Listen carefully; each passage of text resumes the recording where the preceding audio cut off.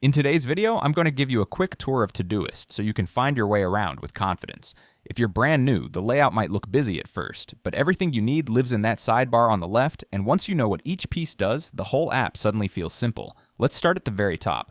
Right here is the Add Task button, and this is your fastest way to capture anything that comes to mind from any screen in the app. Just below that is Search, which lets you jump straight to any task or project by typing a few words. Next down is the Inbox. Think of this as your catch-all landing zone. So touch all a button, the place where new tasks live until you decide where they belong. Under that is Today, and this is the view most people live in day to day, showing you everything due right now so you always know what's on your plate. Below Today is Upcoming, which lays your tasks out on a calendar so you can see what's coming over the next days and weeks. Then we have Filters and Labels, a powerful spot for slicing your tasks by context, like errands or work, no matter which project they sit in.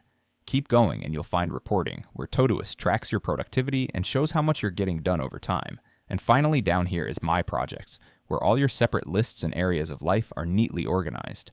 That's the whole map. The sidebar on the left for navigation, the main panel in the middle for your tasks, and the Add Task button always within reach. Spend a day clicking around these views and you'll feel right at home. Thanks for watching and happy organizing.